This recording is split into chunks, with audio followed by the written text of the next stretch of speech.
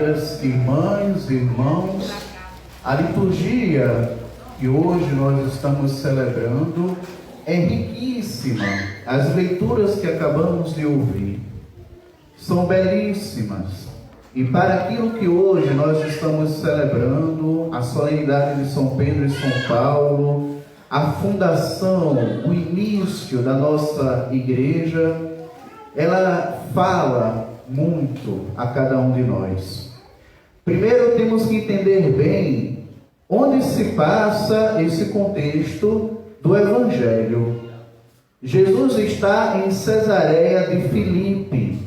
Existia na época também Cesareia Marítima, que era uma região portuária.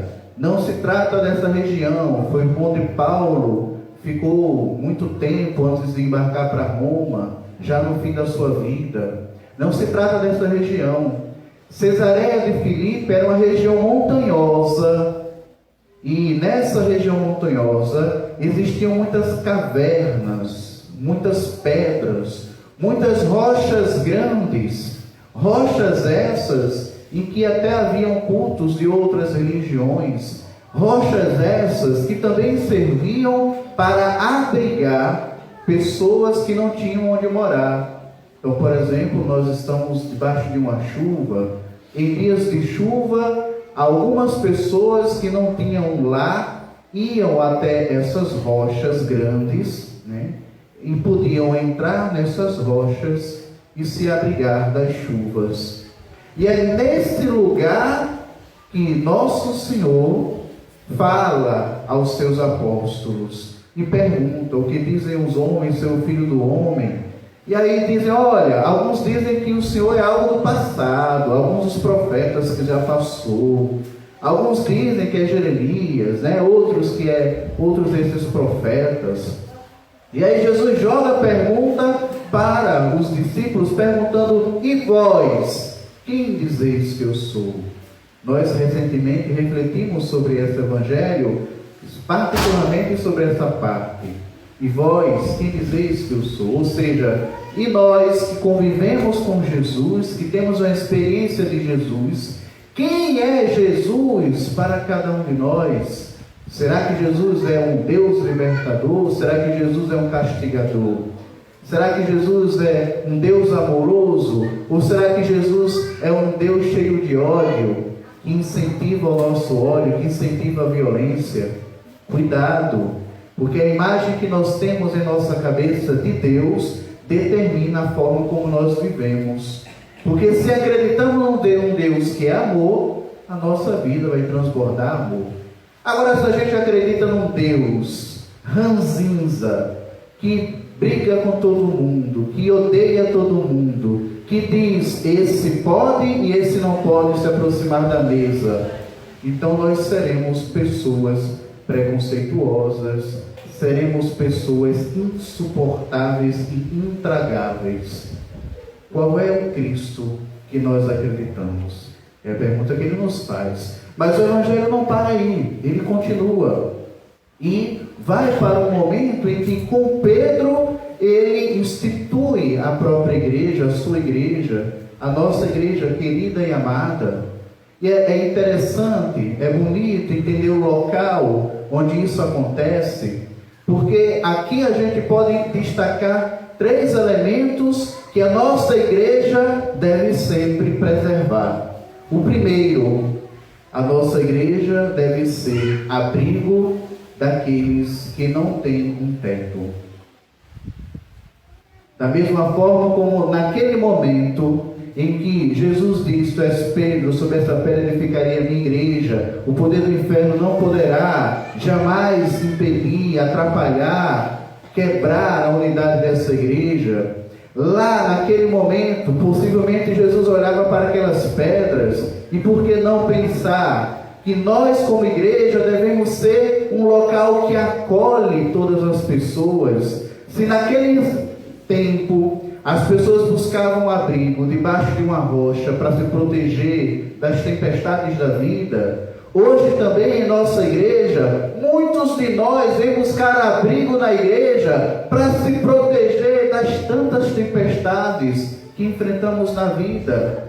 Quem de nós não veio à igreja tantas vezes e, diante de um momento difícil da vida, encontrou consolo na Eucaristia, encontrou consolo no abraço do irmão, encontrou conforto em Cristo, presente na palavra, presente no pão eucarístico? Essa é a missão da igreja. A missão da nossa comunidade, a missão da nossa igreja é ser um abrigo, uma rocha bem forte que possa abrigar todos aqueles que necessitam de conforto, que necessitam de proteção. E também nós devemos ser assim.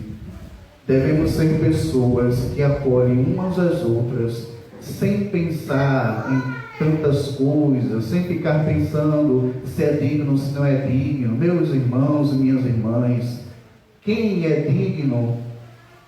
Todos nós, pela morte de Cristo, Cristo nos fez digno de estar diante dele, e devemos nos acolher uns aos outros. A segunda característica que a nossa igreja deve sempre preservar está na primeira leitura, Atos dos Apóstolos. Em Atos dos Apóstolos, enquanto Pedro estava na prisão, o que a igreja fazia? O que a comunidade fazia? Fale mais alto. O que fazia? Rezava continuamente por Pedro que estava na prisão. Esta é a missão da igreja. Se um irmão nosso passa por alguma dificuldade, qual é a missão da igreja se não rezar por aquele irmão? Aqui nós teremos mais tarde um relato bonito disso que aconteceu de fato, de um irmão que estava necessitado da oração da comunidade, e a comunidade que se dobra e que se reza por aquele irmão. Se diante das dificuldades da vida, nós às vezes titubeamos, nós às vezes ficamos sem saber o que fazer, a igreja, a comunidade deve rezar para que possamos encontrar o bom caminho. Todos nós, de forma individual, devemos rezar pelos outros. A oração que se destina somente a si mesmo é individualista e perde a sua razão de ser. Devemos rezar por nós? Devemos. Mas não devemos somente rezar por nós. Devemos rezar pelas pessoas, pelas outras pessoas, os irmãos e irmãs nossos de cada dia. Essa é a missão da igreja. Rezar, orar continuamente por seus membros. A Eucaristia é a maior oração da igreja. E quando nós nos reunimos para celebrar a Eucaristia, nós estamos elevando a Deus a maior oração de todas. Porque o seu pedido, a sua dor, a sua alegria deixa de ser só sua e passa a ser de toda a comunidade reunida em nome do Senhor. Portanto, devemos como igreja preservar a oração. Devemos também como igreja, e isso nós iremos encontrar no Salmo. Qual foi o refrão? De todos os temores me livrou o Senhor Deus. Eu lembro um dia, lá em Curitiba, morava lá, e no campo, lá na casa do noviciado, tinha um pássaro, uma ave, que tinha dado filhotinhos, né?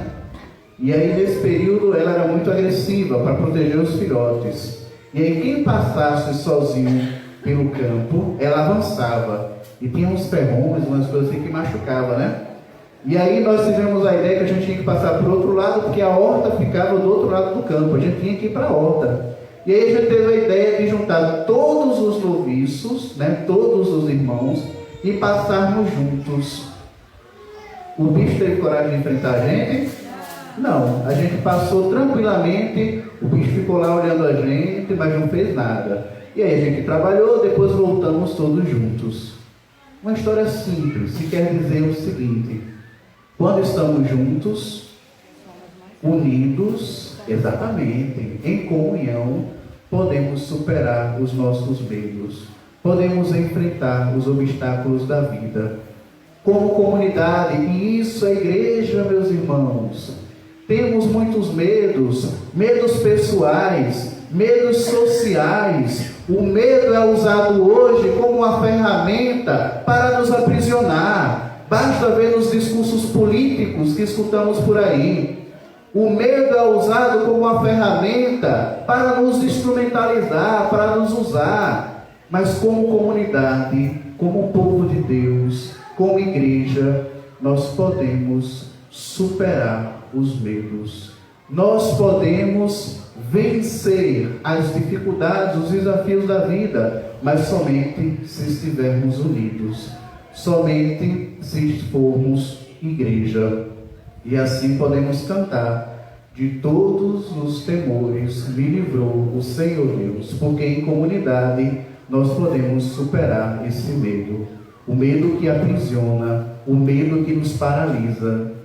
Assim podemos avançar como igreja. E por último, quando somos igreja, quando vivemos os valores cristãos, quando vivemos a unidade, a comunhão, nós podemos também, ao fim da vida, fazer e cantar como São Paulo cantou: combati o bom combate, guardei a fé, agora, Senhor, deixa-me ir.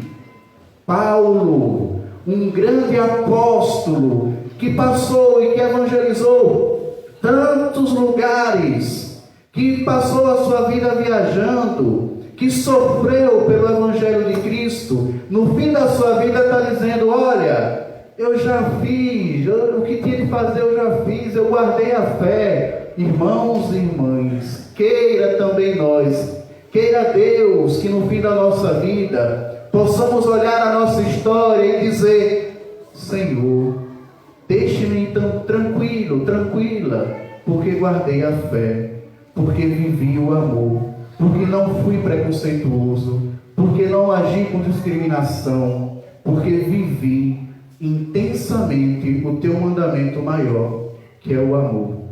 É dessa forma que, como igreja, nós podemos ser sinais e portadores dessa luz, desse amor para o mundo. Que a memória de São Pedro e São Paulo nos ajude hoje e sempre a sermos uma igreja que é abrigo para os que mais precisam, que como comunidade é capaz de superar os medos e que pode bendizer e agradecer a Deus pela própria história marcada por esse amor. Que Deus nos ajude hoje e sempre em nossa missão. Assim seja. Amém. E de pé.